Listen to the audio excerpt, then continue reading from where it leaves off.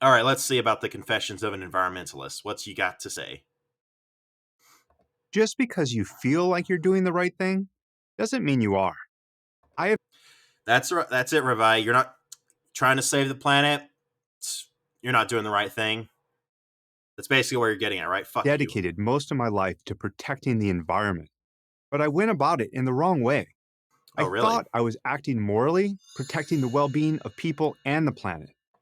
Oh, such an idiotic choice to do that, right?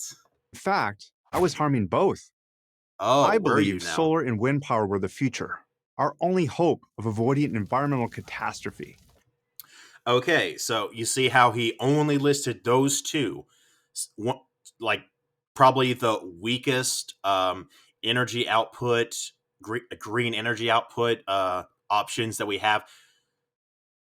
I guess he's just not going to talk about hydroelectric or nuclear, which is not perfectly green. Of course, none of these really are, but they're a lot fucking better than coal. But he's trying to slip it bias by saying, "Oh yeah, green," by which he means solar and wind, are not good enough to save the planet. Yeah, sure, buddy. Fossil fuels were the enemy, extracted from the earth by greedy companies plundering the land, polluting the air, and destroying ecosystems. Yeah, Keeping the exactly. wilderness as pristine as possible was my passion. Ever since I was a Okay, that's teenager, good. I've loved the outdoors. I led Mm-hmm. mountaineering expeditions in Alaska, spent months backpacking in the Rockies, and Cool climbed the story, highest bro. peaks in national parks. I only took jobs I thought would protect the environment. I Okay, started a company that built composting systems for cities and businesses. I okay, served as sounds executive good. director of an organization that championed green construction policies. And then I Nice. became CEO of a consulting firm that worked on making homes more energy efficient. Wow. And then PragerU came to you with an even bigger check and said, hey, lie about green energy and suck the cock of fossil fuels. And you just said yes. At that time, the Obama administration had earmarked billions of dollars in federal funding to create jobs in the energy sector. And my company won Okay. multi year contracts valued over $60 million. dollars. Okay. Now it just sounds like you're sucking your own cock. So can we move on to what actually made you, I guess, stop being an I environmentalist? thought I was making a real difference in the world. I was surrounded by smart, successful, and ambitious people who shared my beliefs and my heartfelt desire to change things. And my company had Okay. lots of money and lots of government support. There was Okay. only one problem. Our What's that? project to build more energy efficient homes was an utter failure. Hmm. Making home energy improvements was much too expensive for middle class families. Even Well, maybe the government should make it less expensive. I mean, I'm not bullshitting here. They really can just not make it so expensive. I guarantee you that housing companies could be strong armed like any other company into not fucking over the other American citizens in this country and the government telling them stop screwing over your fellow citizens. It's pretty much the same way that you are allowed all the freedom you want as long as that doesn't infringe on other people's freedom. Having these companies raise their prices to whatever the fuck they want, letting them declaim, my personal freedom is putting their freedom over the rest of us. It's bullshit. with generous government subsidies. Wealthy families, by contrast, loved the program. They got Mm. subsidies they didn't need in the environmental cred they craved. In I don't see how this has anything to do with environmentalism as much as, again, government and corporate corruption. reality, So, where though, are you going? we weren't achieving much of anything except wasting taxpayer money. That's not how Oh, the government yeah, fuck the planet. How are my taxes doing, right, guy? saw it. Jesus. The government celebrated the project as a big win. It was a great photo op for politicians, but I knew the program didn't deliver the jobs and energy savings we had promised. Maybe I should Okay. have accepted the props and kept doing what I was doing, but I couldn't.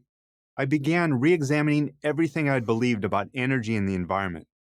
It didn't Okay. take me long to realize that I had been living in a fantasy world, perfectly fine for making me feel good about myself and my mission, but perfectly useless for making real environmental change.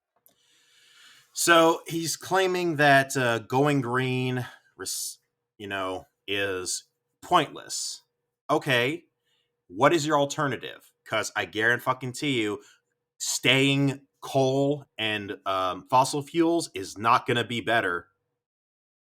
The more research I did, the more I realized that my project was just a symptom of a much bigger problem. We're wasting trillions of dollars on the false hope that wind and solar power are going to replace fossil fuels. Well, if that's the only two types of green energy you're going to talk about, then uh, the false hope that then yeah it well I mean not only would I say it's kind of a false hope in the sense that even if you focused everything on wind and solar, I'm pretty sure that won't be enough energy to power the whole planet. But more to the point, it's probably a more a false hope, not because these things don't work, but because the government and the fossil fuel industries are in bed together and they refuse to let these programs actually take off. Oil, coal, and natural gas. Yet, over the last 20 years, the world's dependence on these fuels has declined by only 3 percentage points, from 87% to 84%. That's a Okay. pathetic return on our investment. If we're serious Okay, about let's let go. confronting climate change, Yeah. protecting the environment, and Yeah. helping people climb out of energy poverty around the Yeah. world, we What's the need to plan? stop chasing fantasies. Okay. Instead, it's time to honestly examine all the costs and all the benefits of every energy source: wind, Okay. solar, oil, coal, natural gas, and nuclear. Okay. Greenhouse gas emissions are a concern, but not the Yes. only thing we need to consider when discussing energy and the environment. Here are 5 principles to help us evaluate the best energy options to protect both people and the planet. Oh, I'm 1. sure it's going to be cold. Reliability. A reliable energy source provides power 24/7, 365. States and countries that have doubled down on renewable sources face energy rationing and power blackouts. um no, we don't really need energy 24/7. Having some, I mean, again, it's hard for Americans to swallow it, you know. We're so consumerist that yeah, we feel like we need power 24/7 all the goddamn time, never taking a break, never giving the power grid a little rest. So get out of that mindset and maybe we should ration our power a little. 2. Affordability. The cost Fuck affordability. The government chooses how much that this shit costs, or rather, the fossil fuel industry tells them how much it costs, and then pays them to not even try to make it cheaper. of energy affects the cost of everything else. If energy isn't affordable, ordinary people can't heat and cool their homes, and businesses can't make the products we want and need. 3.